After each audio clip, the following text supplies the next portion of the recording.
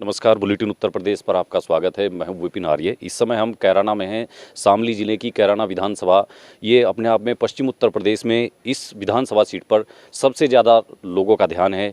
यहां से एक बड़ा मैसेज जाएगा भारतीय जनता पार्टी के लिए। ये सीट पहले से ही करो और मरो की स्थिति की रही है, यानी कि भारतीय जनता पार्टी को जब जब ये सीट मिली है तो समझिए पश्चिम उत्तर प्रदेश से लेकर पूरे उत्तर प्रदेश और दिल्ली तक कमल खूब खिला है।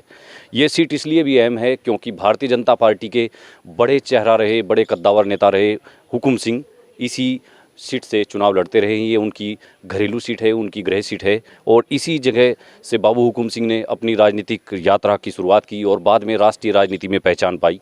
इस समय हम हुकुम सिंह जी के कैराना स्थित मायापुर फार्म पर मौजूद हैं। यहाँ हमने लोगों से बातचीत की और बाबू हुकुम सिंह के साथ उनकी जो यादें जुड़ी हैं, उनके राजनीतिक सफ़र से जुड़ी बातें तमाम हमने उनसे बातचीत की हैं। हुकुम सिंह उत्तर प्रदेश की राजनीति में वो नाम रहा है जो एक समय डिप्टी सीएम समझिए या यूपी के दूसरे मुख्यमंत्री के तौर पर भारतीय जनता पार्टी की सरकारों में रहे हैं। विधानमंडल दल के नेता रहे, लखनऊ में विधायकों की उन्होंने नेतृत्व किया और कैराना को एक ऐसा नेतृत्व दिया जो पूरे उत्तर प्रदेश ही नहीं पूरे देश में जाना गया। हुकुम सिंह लोकसभा के सांसद रहे, लेकिन उससे पहले वो उत्तर प्रदेश सरकार में कई बार मंत्री रहे, लगातार कैराना से विधायक रहे और उसके बाद उनकी पुत्री जो है, उनके निधन के बाद मृगांका सिंह लगातार 2 बार यहाँ से चुनाव लड़ी हैं, लेकिन उनको सफलता नहीं मिल पाई। इस बार तीसरी बार उनके सामने अवसर है जब वो विधानसभा चुनाव में यहाँ से एक बार फिर अपना चुनौती दे रही हैं और उनके सामने यहाँ जो कैराना में उनके सबसे ज़्यादा प्रतिद्वंदी माने जाते हैं नाइद हसन, उनकी बहन इकरा हसन उनके सामने है, जो अभी तक निर्दलीय उम्मीदवार के तौर पर हैं, लेकिन जाहिर तौर से उनको समाजवादी पार्टी और राष्ट्रीय लोकदल का समर्थन प्राप्त है।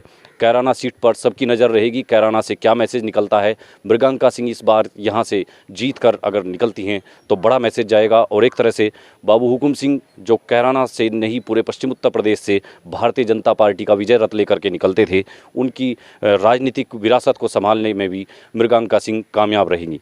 हुकुम सिंह एक अपने आप में बड़ा चेहरा रहे हैं, उनकी विरासत को संभालने का काम मृगांका सिंह कर रही हैं।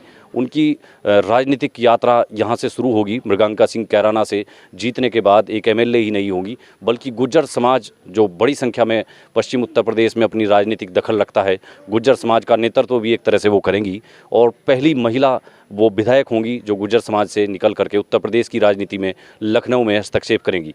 तो इसलिए कई तरह से देखा जाए तो कैराना सीट बहुत अहम होने वाली है। इस बार यहाँ मुकाबला कड़ा तो है ही, लेकिन मृगांका सिंह के लिए एक चुनौती भी है कि इस बार उन्हें हर हाल में यहाँ से जीत हासिल करनी है और अगर मृगांका सिंह इस बार यहाँ से किसी तरह से जीत कर लखनऊ पहुँचती है तो उनका ये समझिए कि मंत्री बनना लगभग तय माना जा रहा है, क्योंकि उनके पिता हुकुम सिंह वो राजनाथ सिंह जो इस समय देश के रक्षा मंत्री हैं, उनके बहुत घनिष्ठ मित्र और उनको एक बड़े भाई की तरह से वो मानते थे। तो राजनाथ सिंह उनकी बड़ी वकालत राजनीति में करते रहे हैं एक तरह से। तो यदि मृगांका सिंह यहाँ से जीत करके लखनऊ पहुँचती हैं तो समझिए प्रदेश सरकार में उनको मंत्री पद मिलना कोई बड़ी बात नहीं है।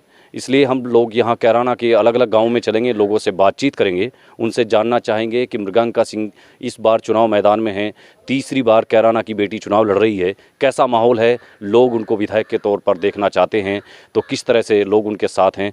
तमाम चीज़ों पर हम लोगों से बातचीत करेंगे, कैराना के मुद्दे भी जानेंगे और यहाँ से हम लोगों की बातचीत और उससे निकालेंगे यहाँ की जीत का फिगर क्या है, किस तरह से जीत के समीकरण यहाँ बैठ रहे हैं कैराना में। तमाम चीज़ों पर बात होगी। तो अब कैराना नगर में हम चलेंगे।